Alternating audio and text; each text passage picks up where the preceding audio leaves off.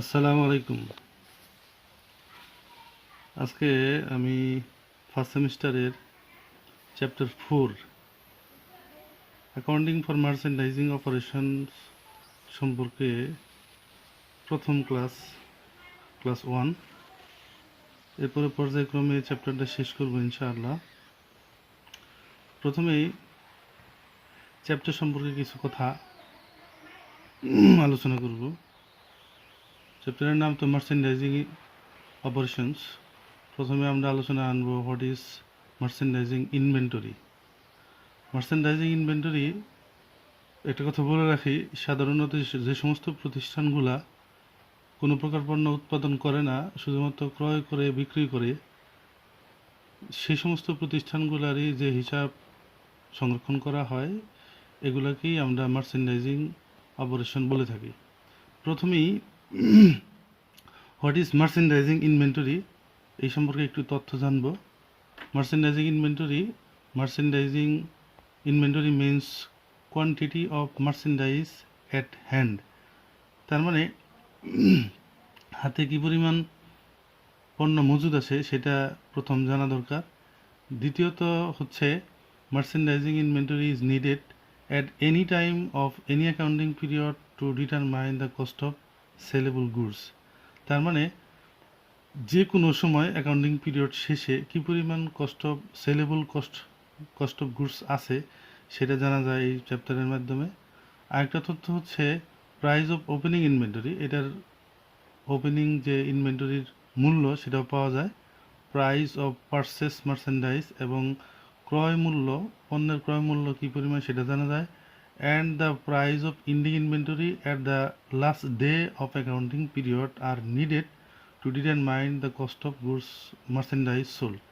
তার মানে and of the পিরিয়ডে যাও এটা ইন্ডিং যে ভ্যালু সেটাও আমরা বের করতে পারি। তারপরে আমরা দেখব method of recording merchandise inventory. এই ক্ষেত্রে দুইটা মেথড আছে, একটা হচ্ছে পিরিয়ডিক ইনভেন্টরি সিস্টেম আর একটা হচ্ছে পারপিচুয়াল ইনভেন্টরি সিস্টেম। এই দুইটা সিস্টেমই সাধারণত আমাদের জার্নাল বা ট্রানজাকশনগুলো কমপ্লিট করতে হয়। তো আমরা দুইটা মেথডই 1 বাই 1 শিখবো ইনশাআল্লাহ। তো প্রথমেই আমরা আনবো periodic inventory system. Periodic inventory সিস্টেমে একটা কথা বলে রাখি যে সাধারণ যে জার্নাল আমরা শিখছি, সাধারণ যে জার্নালের প্রসিডিউর, ওটাকেই আমরা পিরিয়ডিক ইনভেন্টরি বলতে পারি। তো এই যদি আমরা এইভাবে বলতে পারি, periodic inventory system is an inventory system which detailed record are not maintained through the accounting period and the cost of goods sold is determined only at end of accounting period. তার মানে এই periodic inventory সিস্টেমে ইনভেন্টরিগুলা যথাযথভাবে maintain করা হয় না এবং এই কস্ট অফ গুডস সোল্ড একবারে অ্যাকাউন্টিং পিরিয়ড যখন শেষ হয় তখন জানতে পারে এটার কস্ট অফ গুডস সোল্ড কত, মাঝখানে জানার সুযোগ নাই। এই সমস্ত এই সিস্টেমে বিজ্ঞানসম্মত পদ্ধতি অনুসরণ করা হয় না। এটা সাধারণত ছোটো ছোটো রিটেলার যারা থাকে এরাই সাধারণত এই হিসাবগুলা ব্যবহার করে। এক্সাম্পল হিসাবে আমরা ধরতে পারি রেলওয়ে ইনভেন্টরি, স্টোর ইনভেন্টরি ইত্যাদি।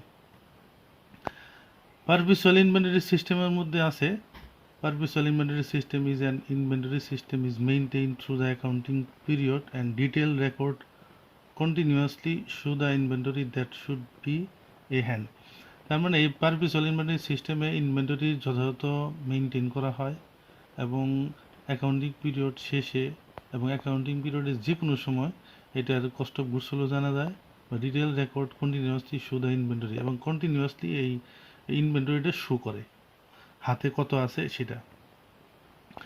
এটা সাধারণত বড় কোম্পানি যেটা থাকে তারা এই সিস্টেমটা ফলো করে থাকে। For example automobile inventory and furniture inventory etcetera.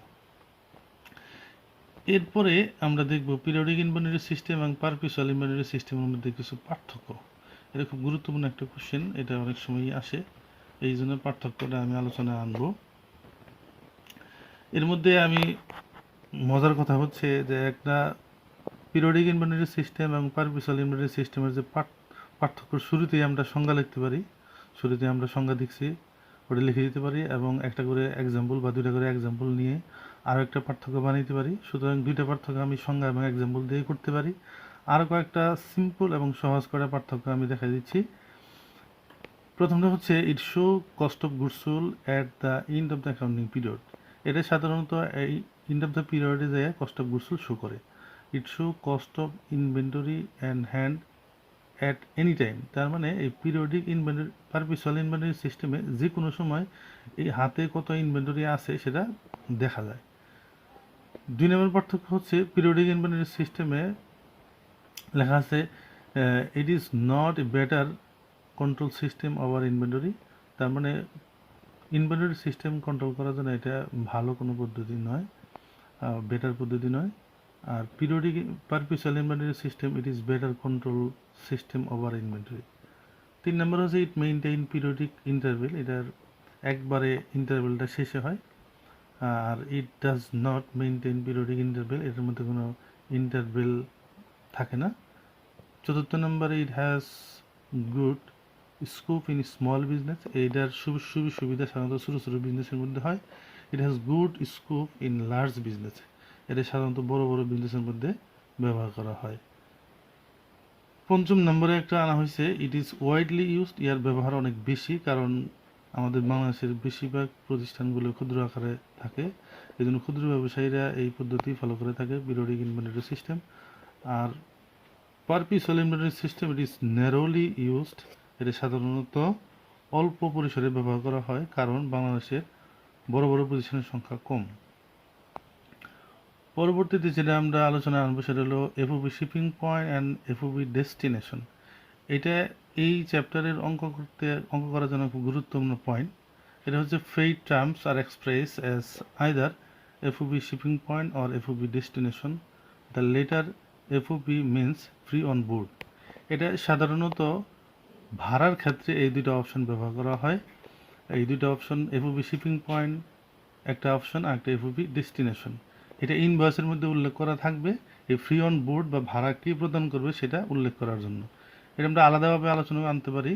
যেমন এফওবি শিপিং পয়েন্ট যদি আমরা আলোচনা আনি, সেক্ষেত্রে FOB shipping point means that the seller place the goods free on board, the carrier and the buyer pays the freight cost. তার মানে যদি ইনভয়েসের ভিতরে এফওবি শিপিং পয়েন্ট কথাটা লেখা থাকে, তাহলে এটার যে ক্যারিয়ার খরচ বা ফ্রেইট কস্ট এটা বায়ার বহন করবে সেটা উল্লেখ করা থাকে। For example, the sales invoice indicate FOB shipping point, thus the buyer pays the freight charge. এক্ষেত্রে বায়ার ফ্রেইট চার্জ যা হবে সেটা পুরোটাই বহন করবে। পরবর্তীতে এফওবি ডেস্টিনেশন যেটা, এটা হচ্ছে FOB destination means the seller place the goods free on board, the buyer place of business and the seller place freight. I mean, যদি ইনভয়েসের ভিতরে এফওবি ডেস্টিনেশন লেখা থাকে, তাহলে এই ক্রয় পরিবহন বা ফ্রেইট কস্টটা বহন করবে বিক্রেতা।